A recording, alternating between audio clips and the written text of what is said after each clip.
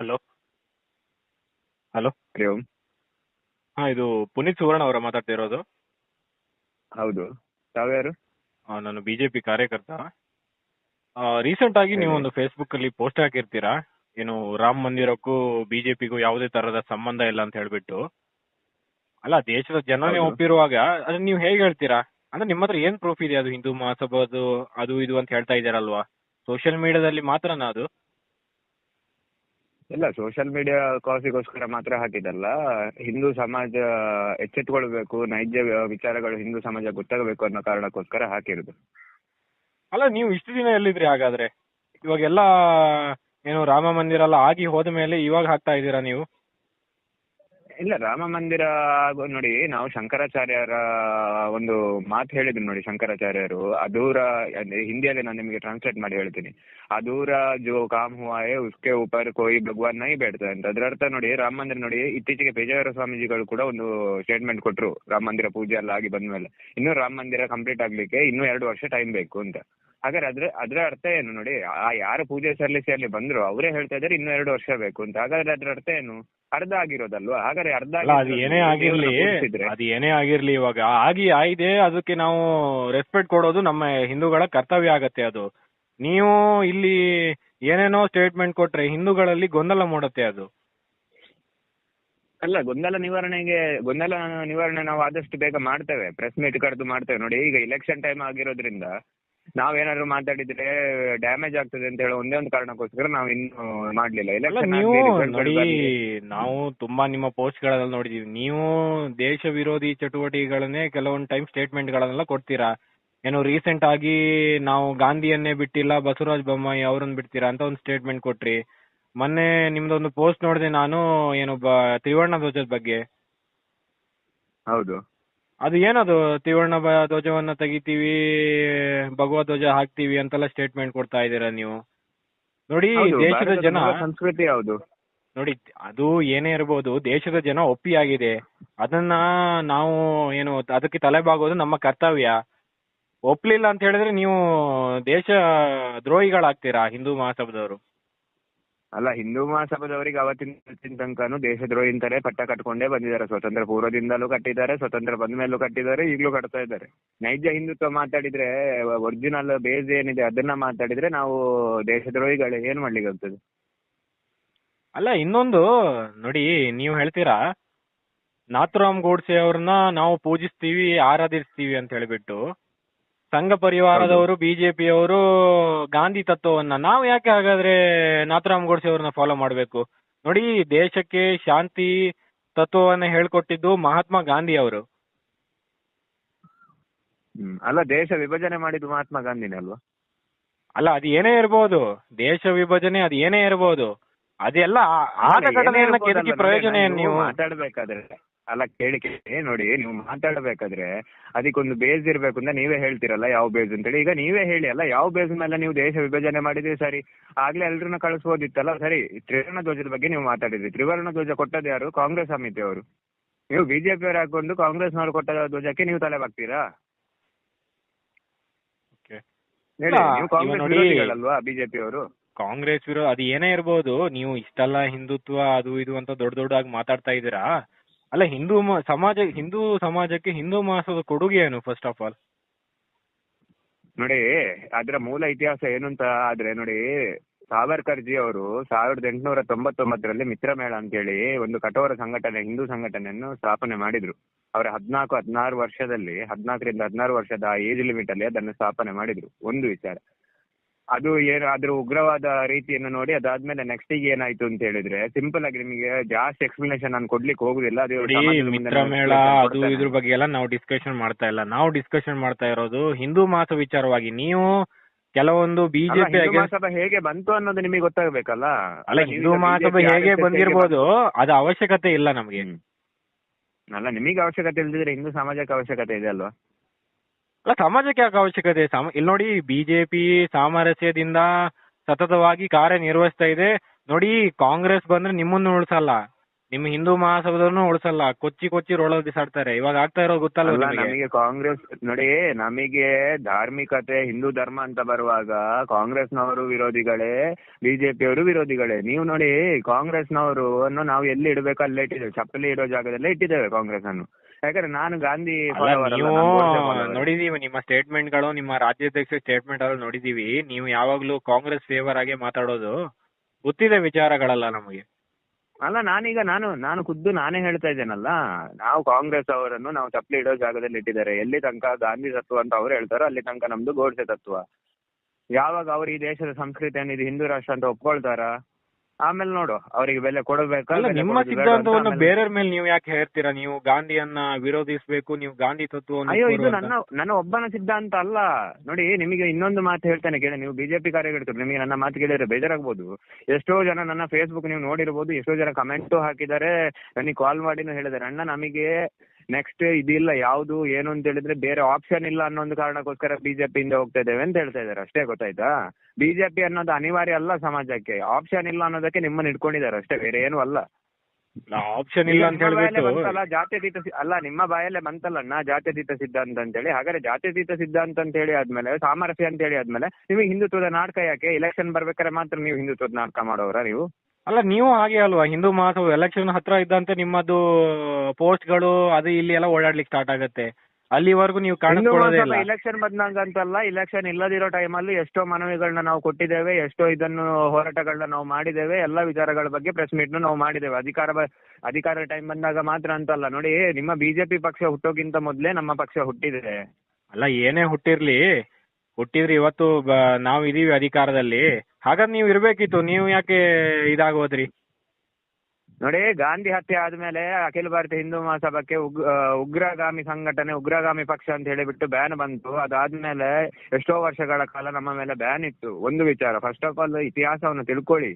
ನಿಮಗೆ ಇನ್ನೂ ಜಾಸ್ತಿ ಇತಿಹಾಸ ತಿಳ್ಕೊಳ್ಬೇಕು, ನಿಮ್ಮ ಬಿಜೆಪಿ ಹೇಗೆ ಬಂತು ಅಂತ ಹೇಳಿದ್ರೆ ನೋಡಿ, ಅಯೋಧ್ಯೆ ಮ್ಯಾಟ್ರಿಗೆ ನೀವು ಕೇಳಿ, ರಾಮ ಮಂದಿರ ಮ್ಯಾಟ್ರ್, ಅದೇ ಮ್ಯಾಟ್ರ್ ಶಾರ್ಟ್ ಆಗಿ ನಾನು ನಿಮಗೆ ಒಂದು ಹೇಳಿಬಿಡ್ತೇನೆ ಕೇಳಿ. ಅಯೋಧ್ಯೆಯ ಪೆಟಿಷನರ್ ಯಾರು ಅಂತ ಕೇಳಿದ್ರೆ ಅಖಿಲ ಭಾರತೀಯ ಹಿಂದೂ ಮಹಾಸಭಾ. ನೀವು ಜಡ್ಜ್ಮೆಂಟ್ ಕಾಪಿ ಬೇಕಾದ್ರೆ RTI ಇಲ್ಲದ್ರೆ ಗೂಗಲ್ ಅಲ್ಲಿ ಬಂದಿದೆ ಅಂತ. ಅಯೋಧ್ಯೆದು ಅರ್ಜಿದಾರರು ಹಿಂದೂ ಮಹಾಸಭಾ ಇರಬಹುದು, ಇಲ್ದೇನೆ ಇರಬಹುದು. ಆದ್ರೆ ಅದನ್ನ ಏನು ಒಂದು ಕೈಗೊಂಬೆಯಾಗಿ ಅದನ್ನ ತಗೊಂಡು ಹೋಗಿದ್ದು ಬಿಜೆಪಿ ಸರ್ಕಾರ, ಅದನ್ನ ಫಾಲೋ ಅಪ್ ಮಾಡಿದ್ದು ಬಿಜೆಪಿ ಸರ್ಕಾರ.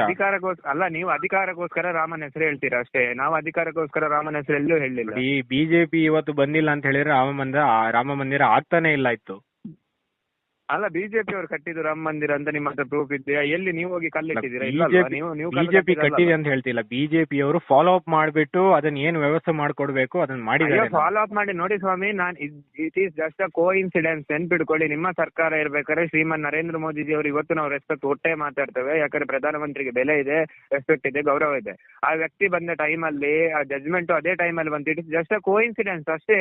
ಆಗ ನೀವೇ ಕಟ್ಟಿದ್ದು ಅಂತ ಹೇಳಿದ್ರೆ ಇಷ್ಟು ವರ್ಷ ಸರಿ ನೀವು ಎಷ್ಟೆಲ್ಲ ಕೇಸ್ ಫೈಲ್ ಮಾಡಿದ್ರೆ, ಏನೆಲ್ಲ ಮಾಡಿದ್ರೆ. ನೋಡಿ, ಇನ್ನೊಂದು ವಿಚಾರ, ಕಾಶಿ ಮಾತ್ರ ವಿಷಯ ಯಾರು ಕೇಸ್ ಫೈಲ್ ಮಾಡಿರೋದು, ಯಾರು ರೆಸ್ಪಾಂಡೆಂಟ್? 1300ಕ್ಕಿಂತ ಜಾಸ್ತಿ ಹಿಂದೂ ದೇವಸ್ಥಾನಗಳ ಮೇಲೆ ಪ್ರತಿಯೊಂದು ಕೋರ್ಟ್ಗಳಲ್ಲೂ ಅಫಿಡವಿಟ್ ಸಲ್ಲಿಸಿ ಕೋರ್ಟ್ ಅಲ್ಲಿ ಕೇಸ್ ನಡೆಸಿರೋದು ಅಖಿಲ ಭಾರತೀಯ ಹಿಂದೂ ಮಹಾಸಭಾ, ಬಿಜೆಪಿ ಅಲ್ಲ. ಅಲ್ಲ, ಕೆಲವೊಂದು ಕಡೆ ಇಲ್ಲ. ನಿಮ್ಮ ಏನು ಇತ್ತೀಚೆಗೆ ತಾಜ್ ಮಹಲ್ ನಾವು ಇದು ಮಾಡಿದ್ದೇವೆ, ತಾಜ್ ಮಹಲ್ ಬಗ್ಗೆನೂ ಪಿಟಿಷನ್ ಆಗಿಲ್ಲ. ಇಲ್ಲ, ನಿಮ್ಮ ಮಾಜಿ ಏನು ಅಧ್ಯಕ್ಷ ಏನಿದ್ದಾರೆ, ಕೆಲವೊಂದು ಪೋಸ್ಟ್ ಗಳನ್ನೆಲ್ಲ ಹಾಕಿದ್ರು. ಏನು RSS ಹಿಂದೂ ಮಹಾಸಭಾದ ಕೂಸು, ಸಂಘ ಪರಿವಾರ ಹಿಂದೂ ಮಹಾಸಭಾದ ಕೂಸು ಅಂತ ಹೇಳ್ಬಿಟ್ಟು. ನೋಡಿ, ಸಂಘದ ಕೂಲಿನಷ್ಟು ಹಿಂದೂ ಮಹಾಸಭಾ ಹತ್ರ ಕಾರ್ಯಕರ್ತರಿಲ್ಲ. ನೀವ್ ಹೇಗ್ ಕೂಸು ಅಂತ ಮಾತಾಡ್ತೀರಾ?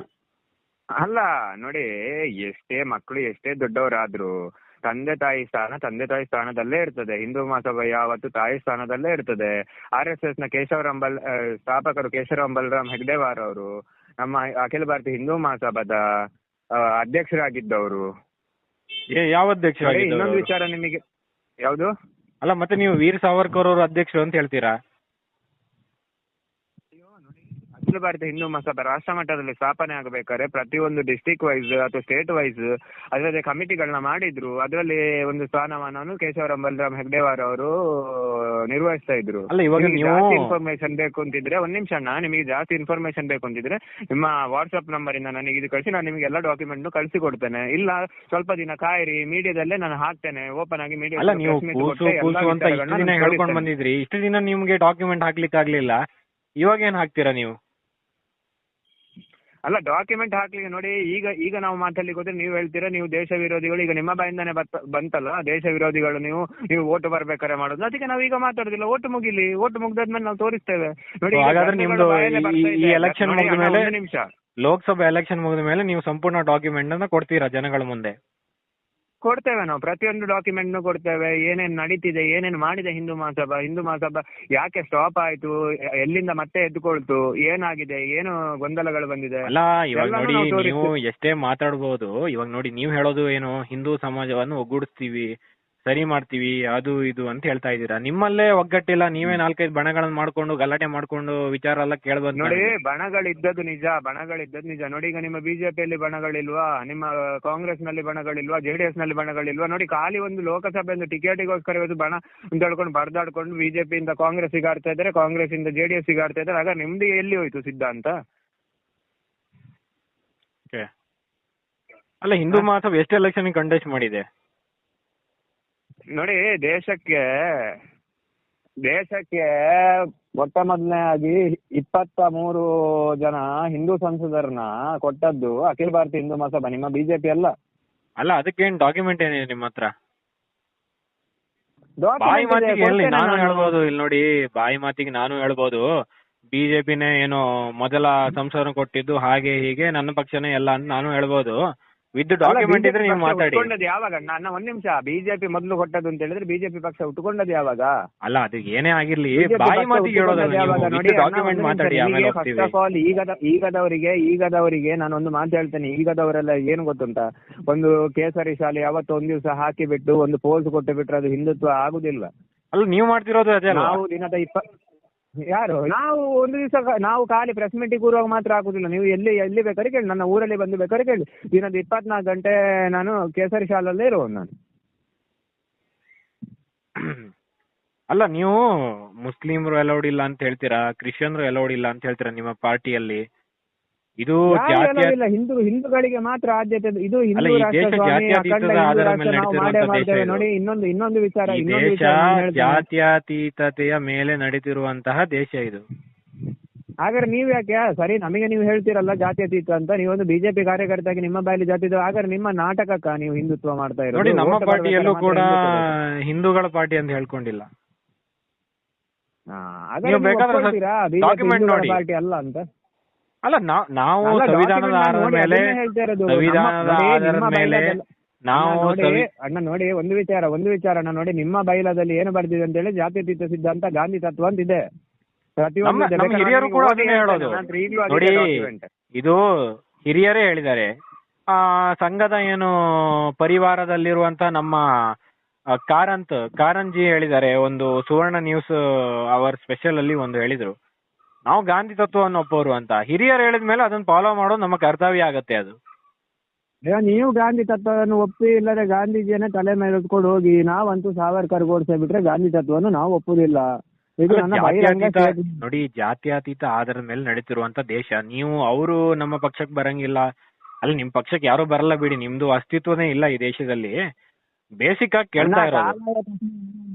ಕಾಲ ಬರುವಾಗ ನಿರ್ಧಾರ ಆಗ್ತದೆ ನೋಡಿ, ನಿಮಗೆ ಈಗ ಗೊತ್ತಾಗುದಿಲ್ಲ. ಕಾಲ ಬರುವಾಗ ನಿರ್ಧಾರ ಆಗ್ತದೆ. ನಿಮ್ಮ ಇದೇನು ನಮ್ಮ ಇದೇನು, ಜನಗಳಿಗೆ ಯಾವ್ದ್ರ ಅವಶ್ಯಕತೆ ಇದೆ ಅಂತ ನಿಮ್ಮಲ್ಲಿ ಇವಾಗ. ಅಲ್ಲ ನಿಮ್ಮಲ್ಲಿ ಅಸ್ತಿತ್ವ ಏನಿದೆ ಇವಾಗ, ಯಾರು ಏನು ಅಂತಾನೆ ಅಲ್ಲಿ ಸರಿಯಾದ ವ್ಯವಸ್ಥೆ ಇಲ್ಲ. ನೀವು ದೊಡ್ಡದಾಗಿ ಅದು ಹಾಗೆ ಹೀಗೆ ನಾವು ಹಾಗೆ ಮಾಡ್ತೀವಿ. ನೀವು ಓಟಿಗೋಸ್ಕರ ಮಾತಾಡೋದು ಸಾವರ್ಕರ್ ಹೆಸರೇ ತೆಗೆಯುವುದಲ್ವಾ? ಸಾವರ್ಕರ್ ಹಿಂದೂ ಮಹಾಸಭಾ ಸ್ಥಾಪಕರು. ನಿಮ್ಮ ಬಾಯಲ್ಲಿ ಯಾವತ್ತಾರು ಹಿಂದೂ ಮಹಾಸಭಾದ ಬಗ್ಗೆ ಒಳ್ಳೆ ಮಾತು ಬಂದಿದ? ನಿಮ್ಮ ಬಾಯಲ್ಲಿ ಬಂದಿರೋದು ಕೆಟ್ಟ ಮಾತುಗಳೇ ಹಿಂದೂ ಮಹಾಸಭಾದ ಬಗ್ಗೆ. ಯಾಕೆ ಸಾವರ್ಕರ್ ವೋಟ್ ಬ್ಯಾಂಕಿಗೆ ಆಗುವ ಸಾವರ್ಕರ್ ಬೇಕು, ಅವ್ರು ಸ್ಥಾಪನೆ ಮಾಡಿದ ಪಕ್ಷದ ಬಗ್ಗೆ ಮಾತಾಡೋ ಯೋಗ್ಯತೆ ಬಿಜೆಪಿ ಯಾರಿಗಿಲ್ವಾ? ಅಲ್ಲ ವೋಟ್ ಬ್ಯಾಂಕು ಅದು ಇದು ಅಂತ ಮಾತಾಡ್ತಾ ಇದ್ದೀರಾ ನೀವು. ಇವಾಗ ರಾಜೇಶ್ ಪವಿತ್ರನ್ ಅವರು ಏನು ಹಿಂದೂ ಮಹಾಸಭಾ ರಾಜ್ಯಾಧ್ಯಕ್ಷ ಇದ್ದ ಒಂದು ಟೈಮಲ್ಲಿ ಆ ಕಡೆ ಕಾಂಗ್ರೆಸ್ಗೆ ಬ್ಯಾಟಿಂಗ್ ಬೀಸ್ತಾ ಇದ್ರು. ಅವರ ಮೇಲೆ ಕೇಸ್ ಎಲ್ಲ ಆದ್ಮೇಲೆ ಇವಾಗ ಬಿಜೆಪಿ ಕಡೆ ಬ್ಯಾಟಿಂಗ್ ಬೀಸ್ತಾ ಇದ್ದಾರೆ. ಅಲ್ಲ ಇದರ ಒಳಗುಟ್ಟೇನು ಹಾಗಾದ್ರೆ? ನೋಡಿ, ಒಂದು ಮಾತು ಹೇಳ್ತೇನೆ ಕೇಳಿ. ರಾಜೇಶ್ ಪವಿತ್ರನ್ಜಿ ಮೊದಲು ಹಿಂದೂ ಅಖಿಲ ಭಾರತೀಯ ಹಿಂದೂ ಮಹಾಸಭಾದಲ್ಲಿದ್ರು. ಈಗ ಅವರು ಹಿಂದೂ ಮಹಾಸಭಾನ ಸಂಘಟನೆ ಮಾಡ್ಕೊಂಡಿದ್ದಾರೆ. ಸ್ಟೇಟ್ಮೆಂಟ್ಗಳು ಕೊಟ್ಟಿರೋದು ಇಲ್ಲ ಅಂತ ನಾವು ಹೇಳ್ತಾ ಇಲ್ಲ. ಅವ್ರು ಸ್ಟೇಟ್ಮೆಂಟ್ ಕೊಟ್ಟಿರೋ ಬಗ್ಗೆ ಹೌದು ಅಂತಾನೆ ನಾನು ಈಗಲೂ ಹೇಳ್ತಾ ಇದ್ದೇನೆ. ನಮ್ಮ ಜೊತೆ ಇರ್ಲಿ ಇಲ್ಲದಿರ್ಲಿ, ಅವ್ರು ಬಿಟ್ಟು ಹೋಗಿರ್ಬೋದು, ಅವ್ರು ಸಂಘಟನೆ ಮಾಡ್ತಾ ಇದ್ದಾರೆ. ಆದ್ರೆ ಅವರ ಬುಡ ಕೂಡ ಅಥವಾ ಬುನಾದಿ ಕೂಡ ಅಖಿಲ ಭಾರತೀಯ ಹಿಂದೂ ಮಹಾಸಭಾನೆ. ಅವ್ರು ಕೊಟ್ಟ ಎಲ್ಲ ಸ್ಟೇಟ್ಮೆಂಟ್ಗಳು ನಾನು ಇವತ್ತಿಗೂ ಸಮರ್ಥನೆ ಮಾಡ್ತೇನೆ, ಹೌದು ಅಂತಾನೆ ಹೇಳ್ತೇನೆ, ಇಲ್ಲ ಅಂತ ನಾನು ಹೇಳುದಿಲ್ಲ. ಅಲ್ಲ ಉದ್ಯಮಿಗಳನ್ನ ಇವಾಗ ನೋಡಿ, ಉದ್ಯಮಿಗಳನ್ನ ಏನು ಪರ್ಸನಲ್ ಡಾಕ್ಯುಮೆಂಟ್ ತಗೊಂಡು ಬ್ಲಾಕ್ ಮೇಲ್ ಮಾಡಿದಂತ ಕೇಸಲ್ಲಿ ಅವರ ಮೇಲೆ ಕೆಲವೊಂದು ಕೇಸ್ಗಳಾಗಿದೆ. ನಾನು ಕೂಡ ಅದನ್ನ ನ್ಯೂಸ್ ಅಲ್ಲಿ ನೋಡಿದೀನಿ. ಅದು ಕೋರ್ಟ್ ಅಲ್ಲಿ ಅವರ ಎಷ್ಟು ನೋಡಿ, ಒಂದು ನಾಯಕ ಅಂತ ಹೇಳಿ ಆದ್ಮೇಲೆ ಹಿಂದುತ್ವದ ನಾಯಕರುಗಳ ನೀವು ಒಂದು ಹಿಂದುತ್ವ ಅನ್ನೋ ಪಕ್ಷದ ಬಗ್ಗೆ ನೀವು ಮಾತಾಡ್ತಿರಲ್ಲ. ಹಾಗಾದ್ರೆ ಒಂದು ಹಿಂದೂ ನಾಯಕ ಅನ್ನೋ ಹೇಳೋನ ಮೇಲೆ ಎಷ್ಟೋ ಸಾವಿರ ಗಟ್ಟಲೆ ಕೇಸ್ ಹಾಕ್ತಾನೆ ಇರ್ತಾರೆ. ಯಾವ ಗವರ್ಮೆಂಟ್ ಬಂದಾಗ ಹಾಕ್ತಾನೆ ಇರ್ತಾರೆ, ಎಲ್ಲಾನು ಹಾಕ್ತಾನೆ ಇರ್ತಾರೆ. ಹಾಗಾದ್ರೆ ನೋಡಿ, ಇನ್ನೊಂದು ಉದಾಹರಣೆ, ಸಣ್ಣ ಉದಾಹರಣೆ ಕೊಡ್ತೇನೆ. ಪ್ರಮೋದ್ ಜಿ ಮುತಾಲಿಕ್ಗೆ ಜನಮ್ಯಾನ್ ಇತ್ತು ಕಾಂಗ್ರೆಸ್ ಗವರ್ಮೆಂಟ್ ಇರುವಾಗ. ಯಾಕೆ ನಿಮ್ಮ ಬಿಜೆಪಿ ಗವರ್ಮೆಂಟ್ ಬರುವಾಗ ಅದನ್ನು ತೆಗೆದು ಬಿಸಾಕಿದ್ರು? ಅಲ್ಲ ಇಲ್ಲ, ನೀವು ಇವಾಗ ಇಷ್ಟೆಲ್ಲ ಮಾತಾಡ್ತಾ ಇದೀರಾ, ಅದಕ್ಕೆಲ್ಲ ಒರಿಜಿನಲ್ ಪ್ರೂಫ್ ಏನು, ಡಾಕ್ಯುಮೆಂಟ್ ಏನಿದೆ ಅದನ್ನ ಇಟ್ಕೊಂಡು ನೀವು ಮಾತಾಡ್ಬೇಕು. ಬಾಯಿ ಮಾತಿಗೆ ನಾನು ಹೇಳ್ಬೋದು. ನಿಮಗೆ ಇಮಿಡಿಯೇಟ್ ಆಗಿ ಬೇಕು ಅಂತಿದ್ರೆ ನನಗೆ ನಿಮ್ಮ ವಾಟ್ಸ್ಆಪ್ ಮಾಡಿ, ನನ್ನ ಹತ್ರ ಇರೋ ಕೆಲವು ಡಾಕ್ಯುಮೆಂಟ್ಸ್ ಗಳನ್ನ ನಾನು ನಿಮಗೆ ಕಳಿಸಿಕೊಡ್ತೇನೆ. ಇನ್ನೂ ಬ್ರೀಫ್ ಆಗಿ ನಿಮಗೆ ಬೇಕು ಅಂತಿದ್ರೆ RTI ಅಲ್ಲಿ ಹಾಕಿ, ಇಲ್ಲ ಗೂಗಲ್ ಮಾಡಿ, ಇಲ್ಲ ಸ್ವಲ್ಪ ದಿನ ಇಲೆಕ್ಷನ್ ರಿಸಲ್ಟ್ ಬರೋ ತನಕ ಕಾಯಿರಿ. ರಾಜೇಶ್ ಪವಿತ್ರನ್ ಅವರು ಹಿಂದೂ ಮಹಾಸಭಾ ಸಂಘಟನೆ ಮಾಡ್ಕೊಂಡ್ರು ಅಂತ ಹೇಳ್ತಾ ಇದ್ರು. ಅವ್ರು ಹಾಗಾದ್ರೆ ಅಖಿಲ ಭಾರತ ಹಿಂದೂ ಮಹಾಸಭಾ ಯಾಕೆ ಬಿಟ್ಟು ಹೋದ್ರು? ಹಾಗಾದ್ರೆ ಇದು ಹಿಂದೂ ಮಹಾಸಭಾನ ಅಖಿಲ ಭಾರತ ಹಿಂದೂ ಮಹಾಸಭಾನ? ಇದು ಅಖಿಲ ಭಾರತೀಯ ಹಿಂದೂ ಮಹಾಸಭಾ ಅನ್ನೋದೊಂದು ಸಂಘಟನೆ. ಅಖಿಲ ಭಾರತೀಯ ಹಿಂದೂ ಮಹಾಸಭಾ ಅನ್ನೋದು ಒಂದು ರಾಜಕೀಯ ಪಕ್ಷ. ನಿಮಗೂ ಏನು ವ್ಯತ್ಯಾಸ ಏನಿದೆ ಅದರಲ್ಲಿ? ನೋಡಿ, ಸಂಘಟನೆಗೂ ಪಕ್ಷಕ್ಕೂ ನೋಡಿ, ಈಗ ವಿಶ್ವ ಹಿಂದೂ ಪರಿಷತ್, ಬಜರಂಗ ದಳ, ಶ್ರೀರಾಮ್ ಸೇನೆ, ಇತರ ಎರಡು ಒಂದೇ ಹೆಸರು ಮಾಡ್ಕೊಂಡಿದ್ದೀರಲ್ಲ ನೀವು. ಅಯ್ಯೋ, ಅಖಿಲ ಭಾರತೀಯ ಅನ್ನೋದಕ್ಕೂ ಹಿಂದೂ ಮಹಾಸಭಾ ಅನ್ನೋದಕ್ಕೂ ಅಜಗಜಾಂತರ ಡಿಫ್ರೆನ್ಸ್ ಇದೆ ಅಣ್ಣ. ನೋಡಿ, ಶಾರ್ಟ್ ಆಗಿ ಕರೆಯುವಾಗ ಅಖಿಲ ಭಾರತ ಹಿಂದೂ ಮಹಾಸಭಾವನ್ನ ಕೆಲವರು ಹಿಂದೂ ಮಹಾಸಭಾ ಅಂತಾನೆ ಕರೀತಾರೆ. ಇಲ್ಲ ನೋಡಿ, ನಾನ್ ನಿಮಗೆ ಒಂದು ವಿಚಾರ ಹೇಳ್ತೇನೆ ಕೇಳಿ. ಅಖಿಲ ಭಾರತ ಹಿಂದೂ ಮಹಾಸಭಾ ಅನ್ನೋದು ಸ್ಥಾಪನೆ ಆದದ್ದು ಯಾವಾಗ? ಹಿಂದೂ ಮಹಾಸಭಾ ಅನ್ನೋದು ಅದೊಂದು ಸಂಘಟನೆ. ಫಸ್ಟ್ ಆಫ್ ಆಲ್ ನೀವು ಕ್ಲಿಯರೆನ್ಸಿಗೆ ಬನ್ನಿ, ಸಂಘಟನೆ ಯಾವುದು, ಪಕ್ಷ ಯಾವುದು ಅಂತ. ಪಕ್ಷ ಅಂತ ಹೇಳಿದ್ರೆ ನೀವು ಯಾವುದು, ಬಿಜೆಪಿ ಅನ್ನೋದು ಹೇಗೆ ಪಕ್ಷ ಇದೆ ನೋಡಿ. ಹಾಗಾದ್ರೆ ನಿಮಗೂ ಒಂದು ಹೆಸರಿತ್ತು ಬಿಜೆಪಿ ಅನ್ನೋ ಬರೋಕ್ಕಿಂತ ಮೊದಲು ಜನಸಂಘ ಅಂತ. ನಿಮಗೆ ಗೊತ್ತಿದೆಯೋ ಗೊತ್ತಿಲ್ಲೋ ಗೊತ್ತಿಲ್ಲ. ಅಲ್ಲ, ಗೊತ್ತಿರೋದ್ರಿಂದ ನಾನು ಬಿಜೆಪಿಯಲ್ಲಿ ಇರೋದು, ಅದೆಲ್ಲ ನೀವು ಹೇಳುವ ಅವಶ್ಯಕತೆ ಇಲ್ಲ. ಯಡಿಯೂರಪ್ಪ ಅವರು ಒಂದು ಮಾತು ಸ್ಟೇಟ್ಮೆಂಟ್ ಕೊಡ್ತಾರೆ, ಹಿಜಾಬ್ ಹಲಾಲ್ ವಿವಾದ ಅನಗತ್ಯ, ನಾನು ಬೆಂಬಲಿಸುವುದಿಲ್ಲ, ಹಿಂದೂ ಮುಸಲ್ಮಾನರು ಸಹೋದರ ಸಹೋದರಿಯರಂತೆ ಬಾಳಬೇಕು. ಅಲ್ಲನಾ, ಇವಾಗ ನೋಡಿ, ಅವರು ಸಮಾಜಕ್ಕೋಸ್ಕರ ದುಡ್ದಿದ್ದಾರೆ. ಅಲ್ಲ, ಇಷ್ಟೆಲ್ಲ ಮಾತಾಡೋರು ನೀವಲ್ಲ ಹಿಂದೂ ಸಮಾಜಕ್ಕೋಸ್ಕರ ಏನ್ ಮಾಡಿದೀರಾ? ಕೆಲಸ ಏನ್ ಮಾಡಿದೀರಾ? ಕೊಡುಗೆ ಏನು ಹಿಂದೂ ಮಹಾಸಭದ್ದು?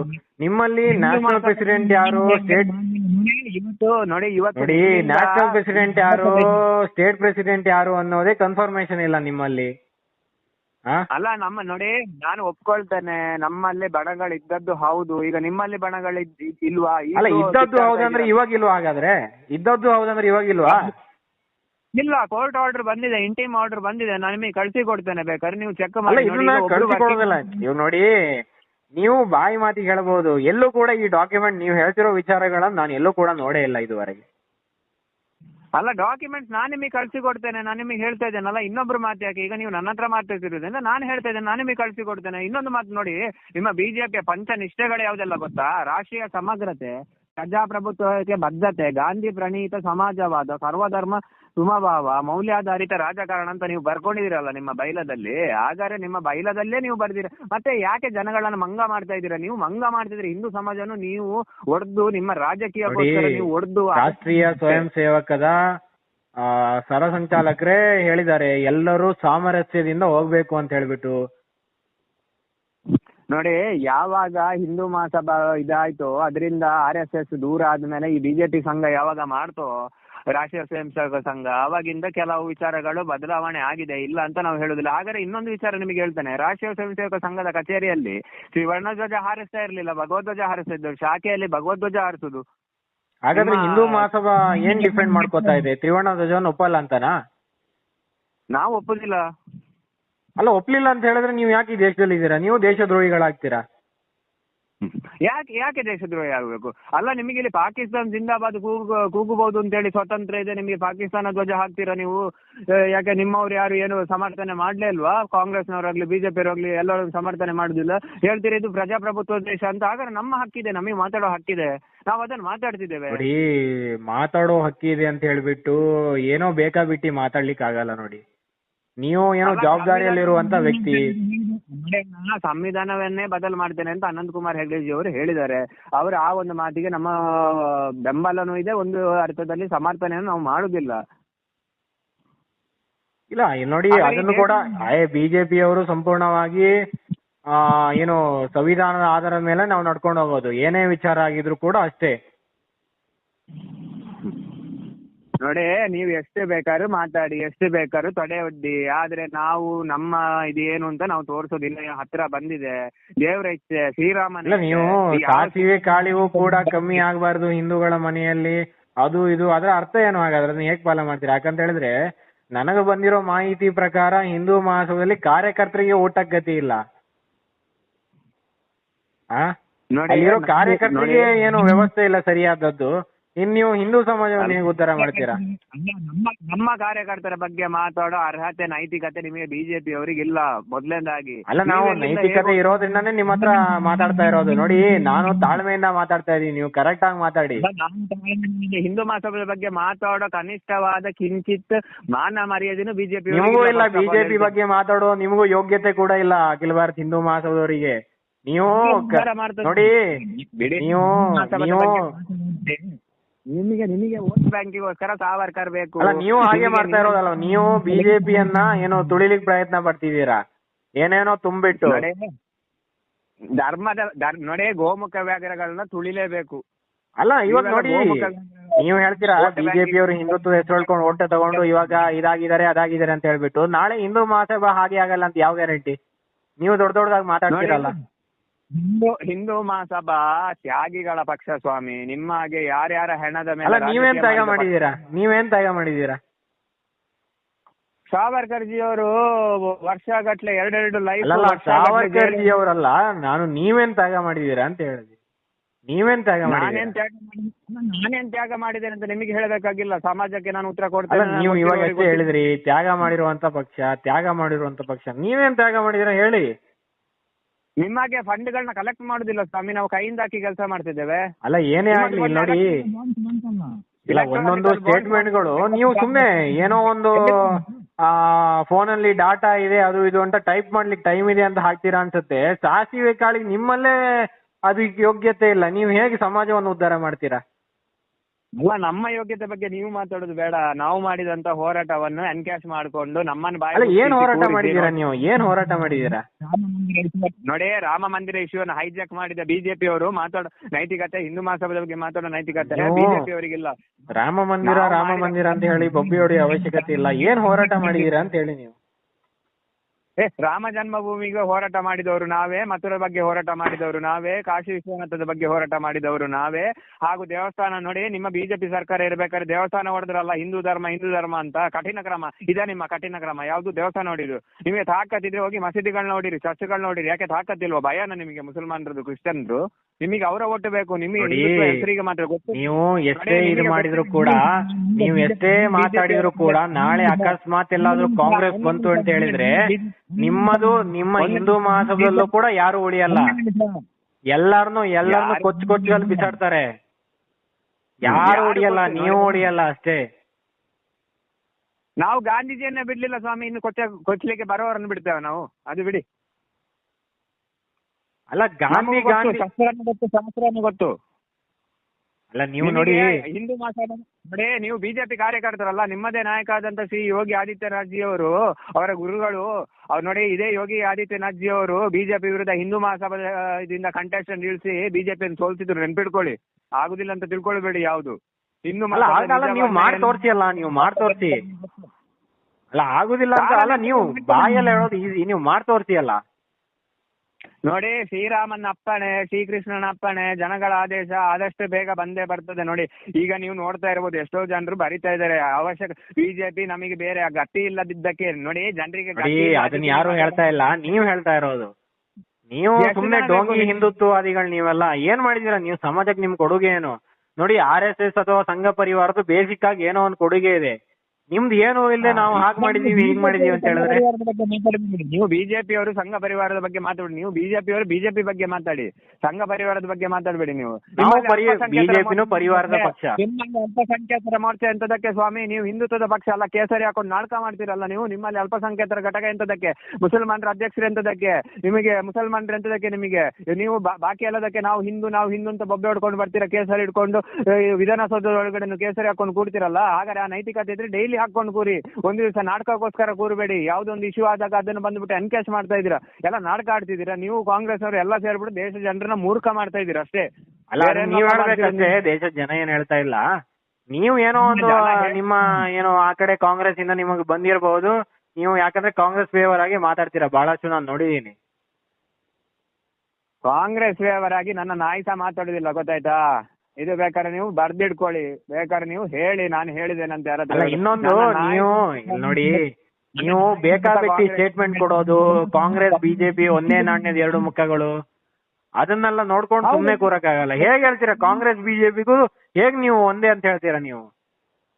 ಅಲ್ಲ ನೋಡಿ, ನಿಮ್ಮಗಳ ಇದ್ರಲ್ಲೇ ಬೈಲದಲ್ಲೇ ಇದೆ ಜಾತ್ಯತೀತ ಸರ್ವಧರ್ಮ ಸಮನ್ವಯ ಅಂತ. ಹಾಗಾದ್ರೆ ಅವರು ಅದನ್ನೇ ಮಾಡ್ತಾ ಇದಾರೆ. ಅವರು ಡೈರೆಕ್ಟ್ ಆಗಿ ಸಪೋರ್ಟ್ ಮಾಡ್ತಾ ಇದ್ದಾರೆ ಕೆಲವರಿಗೆ, ನೀವು ಇಂಡೈರೆಕ್ಟ್ ಆಗಿ ಇದು ಮಾಡ್ತಾ ಇದೀರಾ, ಸಪೋರ್ಟ್ ಮಾಡ್ತೀರಾ. ಯಾಕೆ ನಿಮ್ಮ ಯಾವ ನಾಯಕರುಗಳು ಮುಸಲ್ಮಾನರ ಜೊತೆ ಯಾವುದೇ ರೀತಿ ಕಾಂಟ್ರಾಕ್ಟ್ ಯಾವುದೇ ರೀತಿ ಕೆಲಸಗಳು ಮಾಡ್ತಾ ಇಲ್ವಾ? ಮತ್ತೆ ಏನಕ್ಕೆ ಅಲ್ಲಿ ಒಂದು ಹೆಣ ಬೀಳ್ಬೇಕಾದ್ರೆ ಮಾತ್ರ ಬಂದು ನೀವು ನಾಟಕ ಮಾಡ್ತೀರಾ, ಹಿಂದ್ಗಡೆ ಬಾಗಿಲಿಂದ ನೀವು ಬೇರೆನೇ ವ್ಯವಹಾರ ಮಾಡ್ತೀರಾ? ನಿಮಗೆ ದುಡ್ಡು ಅವಶ್ಯಕತೆ.